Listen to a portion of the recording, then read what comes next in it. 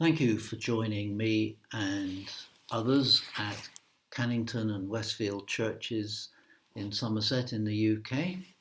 I have been prompted to give a little shout out to those in Cayman who may watch, as good to include you and other friends around the world. Whoever you are, you're most welcome as part of our network of belonging.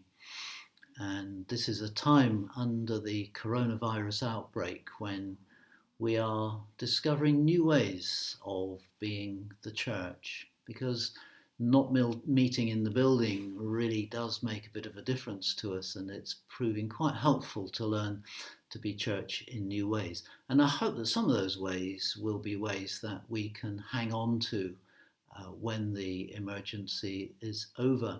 In fact, that point I would extend beyond the churches to the world. I'd say this is a very painful time. Let's not waste it. Let's learn its lessons and learn what matters, and not simply go back to life before Corona, but actually decide that we are going to form some new ways of living, so which are going to be better for everyone on into the future. There is another presentation if you'd like to follow it. That presentation is also on the website. It's a companion to this. It just explores the themes of this one a little bit more thoroughly if you want to add to it. Otherwise, just welcome for being a sharer in this moment. There's a writer in the Bible called Paul. We have his letters. Paul was the man who made Damascus Road experience a popular term. That experience of his turned him from a Jesus hater into Christ's biggest fan.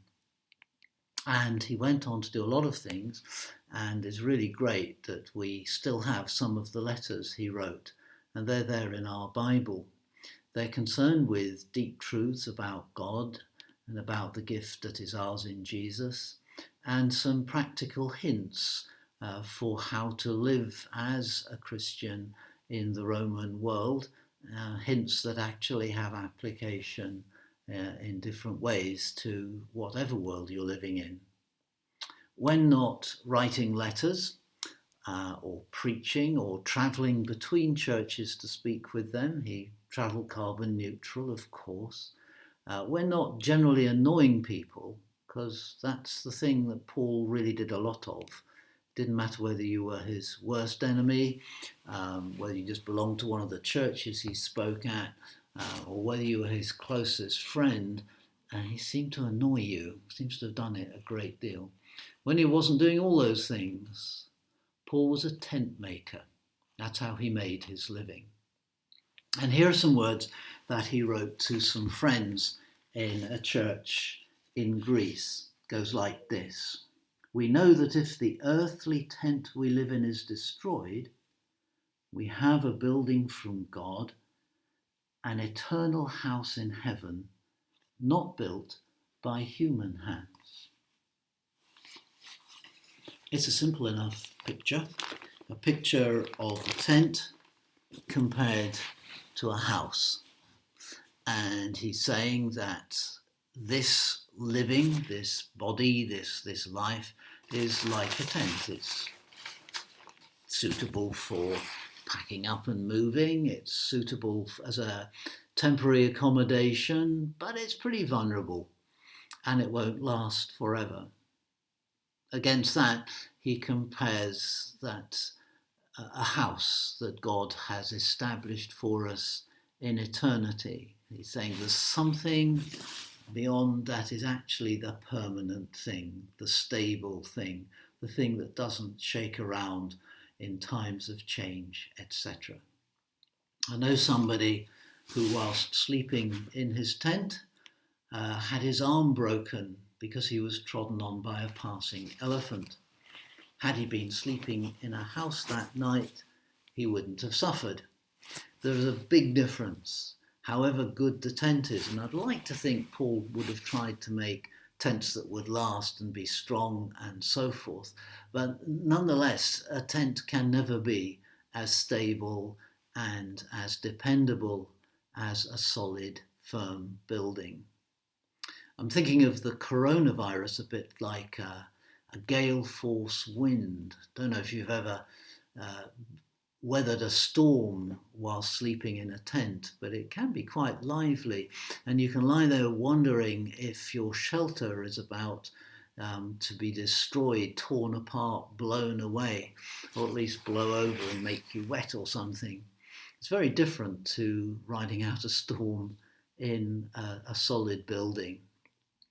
And the coronavirus, it's not just a storm, it's a hurricane, and it's gaining strength worldwide at the moment. And it's shaking the shelter. It's reminding us that the things that we regard as normal and depend upon to be there are often actually not dependable. Human beings like security, and therefore, if we feel insecure, we'll often buy into illusions of permanence, illusions of stability. We can come to trust in things that are not trustworthy. And it can really unsettle us to discover that the things we live by are unreliable, changing, and easily destroyed, right down to the very bodies that we live in and the breath and the heartbeat, but also our networks of relationships, the systems of our societies that we belong to, etc. And Paul is saying, you know what? It's okay to live in a tent because you've got a house to retreat to. That ultimately your permanent address isn't the tent that is so easily destroyed, but is something that God has established in eternity that nothing can destroy. It's very comforting, but it's not meant just to comfort us. It's very pleasing, but it's not just meant to make us happy. It's meant to release in us a capacity to love others. The gospel message of Jesus, it has two dimensions to it. I think of it that way. And what I mean by that is your breathing right now has two dimensions to it, or it doesn't work. You breathe in, but you don't just breathe in. The second dimension is just as important. You must also breathe out. You can't live just by breathing in, and you can't live just by breathing out. There's two dimensions to the business of breathing, and there's two dimensions to the business of belonging to Jesus. One that we're mentioning here is the stability, that we have something with God that nothing can take away from us, not even death. Therefore, not even a coronavirus. Nothing can. It's very stabilizing. And that stabilizing joy, that firm place, is not meant to be just making us happy, we've got pie in the sky when we die type feeling. It's meant to release in us a capacity to stop looking after ourselves, to stop trying to hold together things which are temporary and passing anyway. Stop trying to build what we want for ourselves all the time. Stop being so obsessively self-centered, so scared of losing things. And to start being much more generous in our attitude to other people and our concern for their well-being as they're going through their storms and so forth. There is a procedure you're supposed to follow in an emergency when flying in a plane. If the oxygen masks fall out of the ceiling above you, you're supposed to put your own one on and then see if you can help those within your reach. They ask you not to start by helping those within your reach, because actually it is safer, more stabilizing and better, and you will function better if you've put your own oxygen mask on first. But you're not supposed to then sit there and think, oh, I've got an oxygen, I'm great. You're supposed to look around and see if somebody else could be assisted. And that's how it is with the gospel. It's not just an oxygen mask for your personal well-being. It is to release you to look around and see who needs your help, because now you have a new capacity to love and to help others. Helping others is very uncomfortable. One form that it takes for me as a pastor is going to see families who've been through some kind of tragedy. It won't be happening to me in the near future because I'm self-isolating at the moment.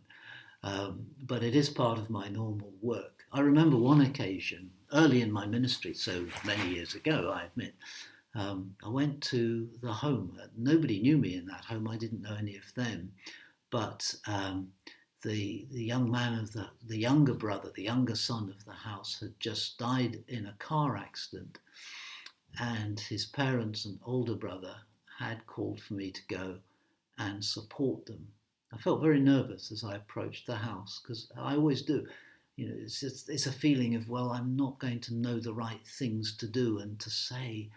Their pain is going to be so great, and it certainly was, that I'll feel inadequate to respond and so on. So I do get nervous still. And yet somehow my visit proved helpful. And as I was leaving, the older son, the older brother of the man who had died, showed me to the door and shook my hand, but then he held it and he looked straight at me and he said, "I don't believe what you believe, but I can't tell you what it means to me at this moment that you believe it." I've thought about that moment a lot. It made me really recognize that our faith is a big resource to other people, including people who don't share it. That what we are given in our faith in Christ has a capacity to benefit others. Everybody on this planet has beliefs about the significance of death and whether there's anything beyond death for us or not.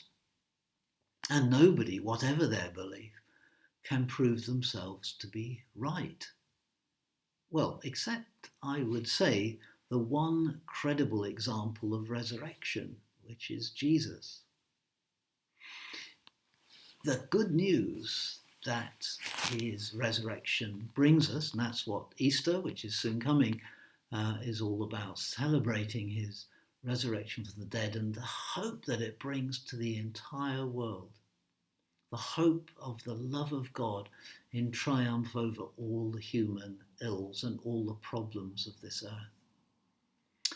And it gives us a kind of foundation, if you like, to live in this life, this wobbly, vulnerable, fragile thing called living on planet Earth, a human life. Yes, the body is vulnerable and is certain to die. And we may die before we want to. We may die very unpleasantly. The things we've come to count on to bring us security and happiness, contentment, these things may change in the hurricane of the coronavirus or some other factors in life. But we have a permanent address that Christ has come into the world to share with us. And it's that I want to help me manage life in the tent whilst I'm here, to know that there's a permanent building as well, that this isn't it.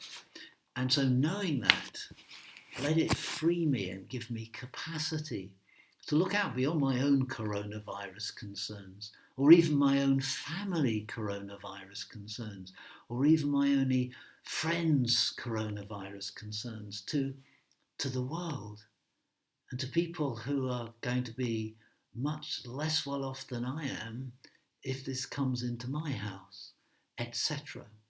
And beyond coronavirus, let this be a lesson to me and an inspiration to me, a liberation to me, to love others as I love myself.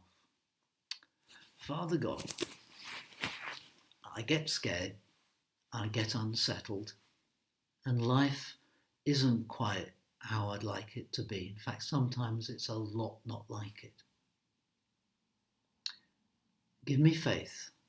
Give those who are sharing this moment with me faith, deeper faith, stronger faith in you, and liberate us in the knowledge of your permanent love and the life that you've given us forever. Liberate us to show the love that you have for the world.